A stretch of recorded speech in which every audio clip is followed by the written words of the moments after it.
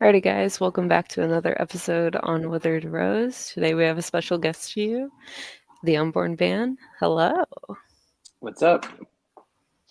How's it going, Dan? It's going pretty good. How are you guys doing? Have you been working on anything new that you can talk about?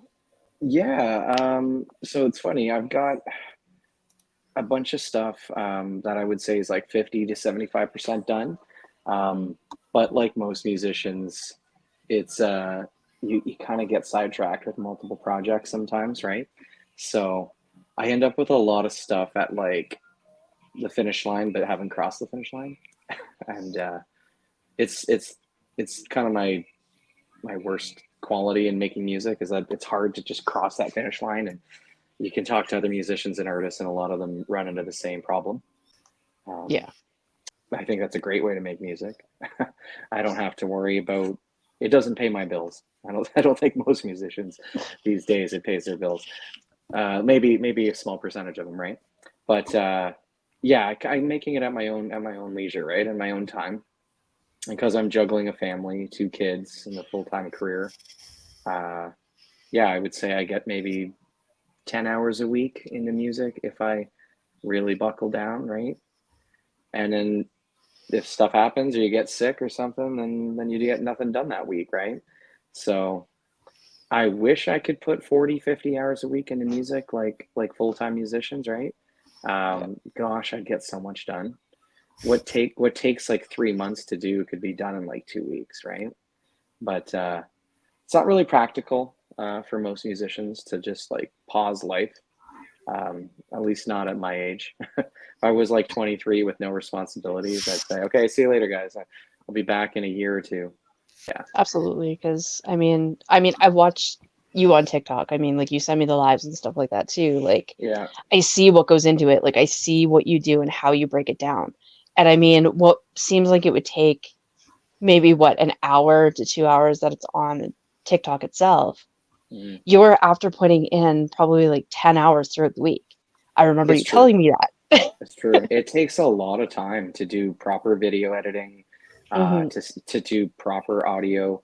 I mean, the easy way is just grab your phone and record yourself playing live or something, right?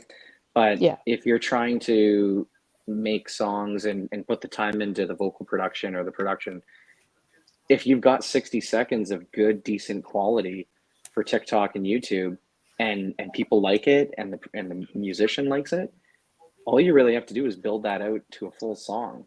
So I find myself just doing a lot of verse courses, or intro verse course, and deciding which one is the most exciting for myself and the fans that do like it. But Yeah. yeah, it takes a lot of time to do it.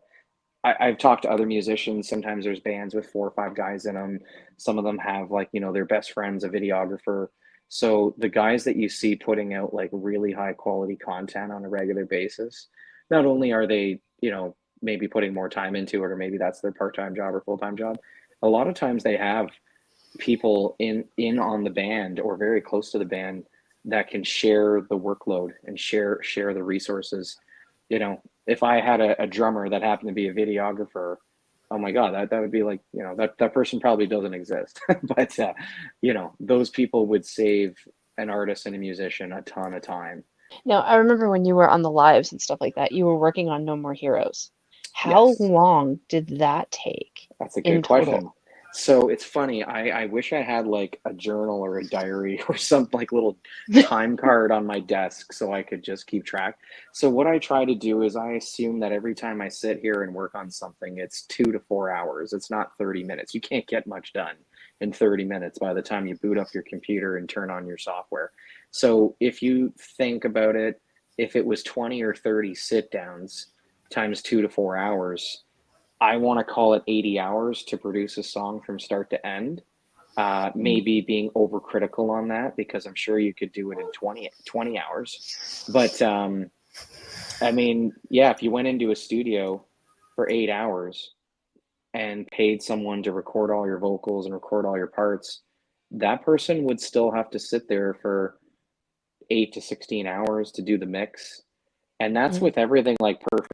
You go in, you nail all your parts, and then someone who all they do is mix does it. So I'm sure an 80-hour, do-it-yourselfer like myself could probably be confined down to 20 or 30 hours if you're not constantly critiquing yourself during the way. Yeah.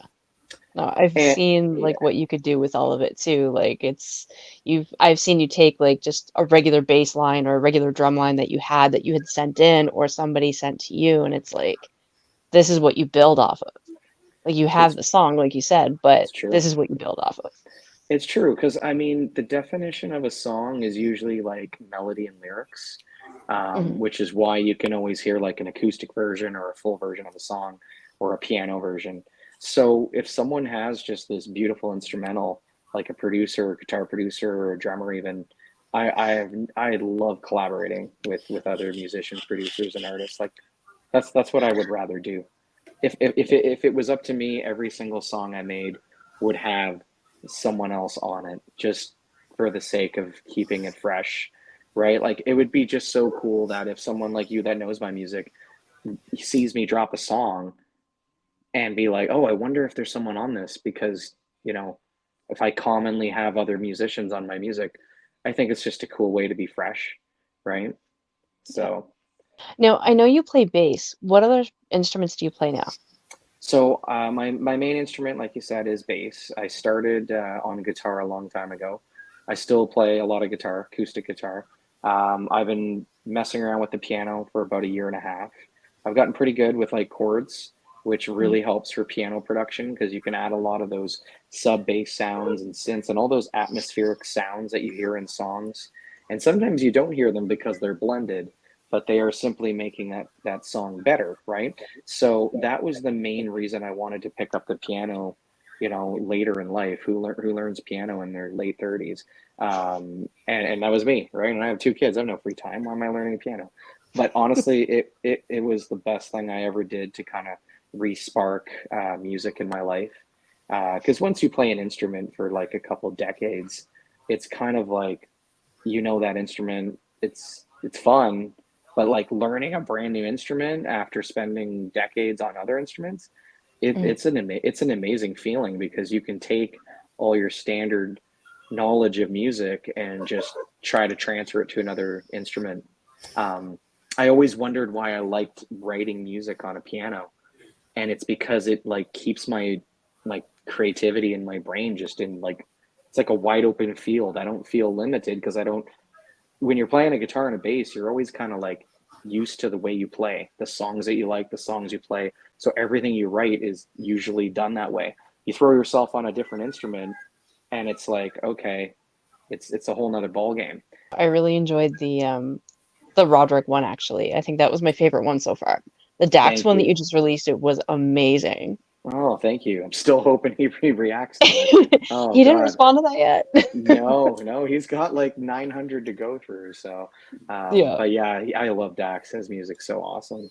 He actually It said is. something on a live the other day that I thought was really cool. He's like, I'm making music, for myself, my family.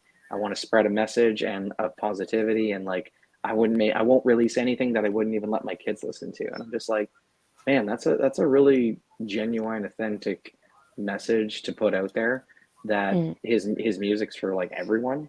And yeah. you don't see a lot of musicians like that. Most musicians are like, we're this type of band and or we're this type of band. Yeah, he's doing so many things right. My God, Mm. so good, so good. Now, I know that you are a little bit like pressed for time at the moment. So, what is the best way that people can support you? Like, I know streaming your music definitely, like we share that all the time. But is Yep. there any other way that we can support you? Um, Not at the current time. I've been thinking about merch a ton. Even just Hmm. a black T-shirt with like a picture of an empty void. I feel like people would actually buy that since that's one of the I would songs buy that that. that yeah, and the artwork for that song is really cool, right? Mm. So I think my goal in 2025, which is not that far from now, is to set up merch since my Spotify has been good to me. Like Spotify is still sending like I think our monthly listeners is at like 7,000. Oh wow. Um, not bad for releasing music only for a year. Yeah. We have about 150,000 total streams with no ads, like just the stuff that you see, and people are liking it. So yeah, I need to get on the black t-shirt, or maybe even like a coffee mug. I would definitely like to say thank you for coming on, and I really hope that we have you back at some point. And Sounds good. definitely go stream the Unborn Band. They are amazing, especially No More Heroes, Thank you. any of their songs. Well, Thank have you, a great Jared. night, everyone, and we'll see you next week for the next one. Bye. See ya.